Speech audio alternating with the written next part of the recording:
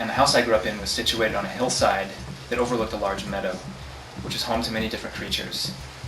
I remember seeing deer, bobcats, coyotes, possums, rabbits, eagles and hawks diving for snakes and field mice.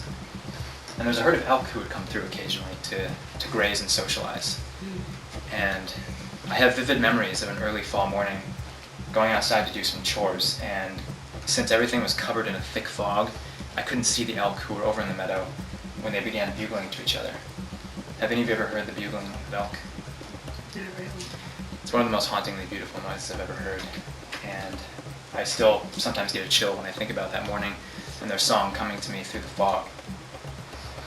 Another vivid memory I have is from the summertime, falling asleep with my window open, listening to the equally haunting and equally beautiful noise of a pack of coyotes howling and barking in the forest.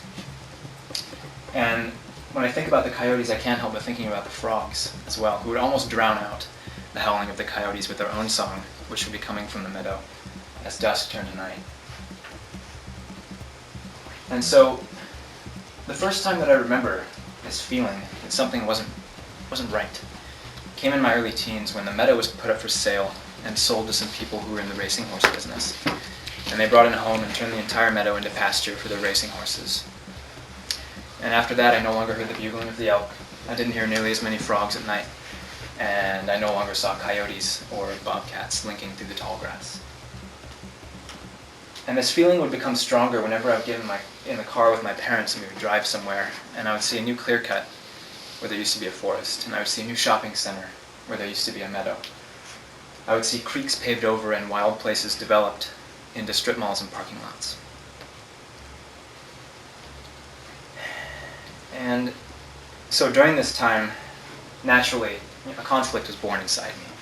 What is this? What is going on? I couldn't articulate it, but I remember feeling confused.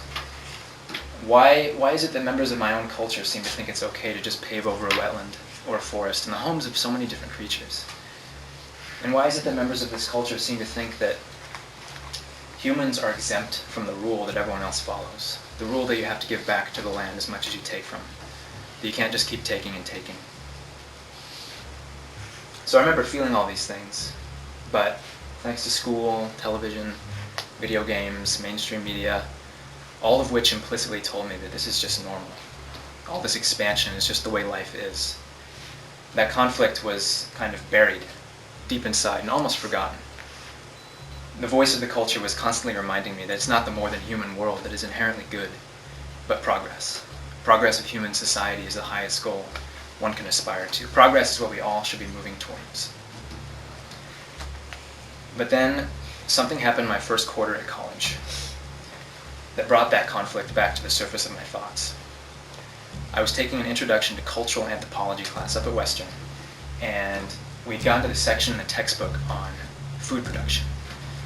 And when we got to the part on agriculture, I remember something catching my eye in the top corner of one of the pages. There was a little yellow box, and all it said was, "Did you know that some revisionists think that agriculture was the worst mistake that humans ever made?" Some revisionists think that agriculture was the worst mistake that humans ever made. And that's all it said. Nowhere else in the textbook could I find anything devoted to this startling idea. And so, while many of my peers were busy talking about how if we could just get a Democrat in the White House, things would be okay, and while others were even going deeper and looking at the economic system and talking about socialism as a way to make positive change, I found myself wanting to go deeper still. I wanted to go back to the roots of civilization itself. I wanted to make sure that these revisionists weren't actually right, because if they were, that would mean that our entire civilization, which effectively began around 10,000 years ago with the advent of annual grain agriculture, was built on a mistake. And I think the reason this intrigued me so much was simply because I already saw so much of this culture's behavior as exactly that, a mistake. Since I was young, I thought that expanding relentlessly into the natural world was mistaken, not only because it deprived innocent creatures of their homes, but also because I found it silly that we had a growth-based society on a spherical planet that has obvious limits. I thought that the worldview that allowed and encouraged that kind of expansion to happen was mistaken. During this time, though, I was also acutely aware that I didn't know anyone else who was questioning the foundations of Western civilization, and there were more than a few times when I thought I was crazy for wanting to. That is, until I found people who were questioning civilization. And it didn't take much digging for me to find a vast body of work that wasn't being represented in mainstream education. And it was in this body of cultural criticism that I found people who could actually articulate and help me understand that feeling that I had been having in my bones for so long. Something just wasn't right. I was able to find a more honest look at agriculture and how it is inherently destructive from people like Lear Keith, Richard Manning, Daniel Quinn, and others. And I found an entire tradition of critiques of the dominant culture and the history of civilization from people like Howard Zinn, Arundhati Roy, Derek Jensen, Kathleen Dean Moore, Noam Chomsky, a lot of American Indian writers like Wazia Tawin, Jack Forbes, many, many others.